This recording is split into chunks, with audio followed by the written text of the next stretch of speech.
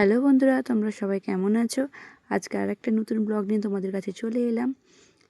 আজকে সকালটা শুরু করলাম গাছের ফুল দিয়ে। ব্রাশ আরও করা হয়ে গেছিলো, শরবত আরও খেয়ে নিয়েছিলাম। তারপরে এসে ভাবলাম তোমাদের সঙ্গে একটু শেয়ার করি।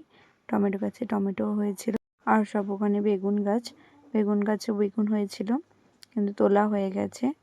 আর কয়েকটা বেগুন গাছে ছিল, তোমরা দেখতে পাচ্ছ কিনা বুঝতে পারছি না, তোমাদের দেখানোর চেষ্টা করছি। তারপর বাড়ি ঢুকে গেলাম। বাড়ি ঢুকে দেখলাম যে দুজন শুয়ে আছে, গরম পড়েছে এই জন্য আর চেয়ারে ঘুমোয়নি, নিচেই শুয়ে থাকে ওরা। আর যখন লোকজন আসে তখন কিন্তু চেয়ার চায় না, তখন চেয়ারে শোবে।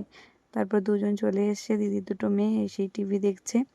বলছে দিদি মিমি টিভি চালিয়ে দাও, আর তাকিয়ে আছে। আমি বলছি একটু হাই বলে দে, বলতে হাই বললো, কিন্তু বড়টা টিভির দিকে তাকিয়ে আছে।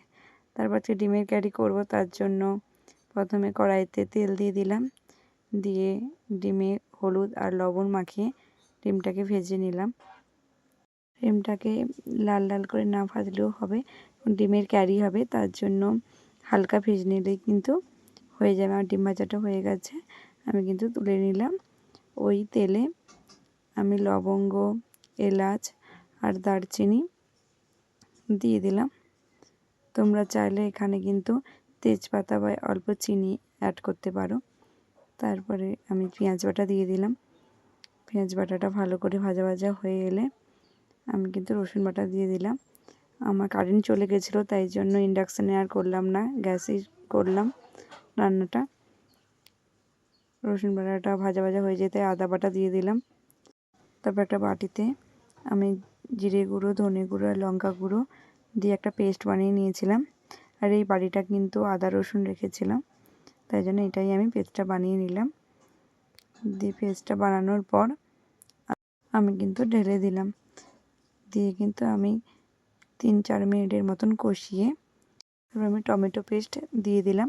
টমেটো পেস্ট দেওয়ার পর আমি 5 মিনিট মতন কষিয়ে নিলাম। কষানো হয়ে যেতে আমি ডিমগুলো দিয়ে দিলাম। ডিমগুলো দেওয়ার পর আমি আরও 5 মিনিট কষিয়ে জল দিয়ে দিয়েছি। ওটার ক্লিপ নিতে মনে ছিল না।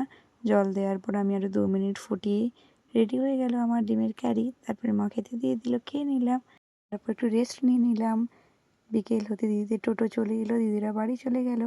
আজকের মতন এইটুকুই। কিছু ভালো লাগলে প্লিজ লাইক কমেন্ট শেয়ার করে দিও।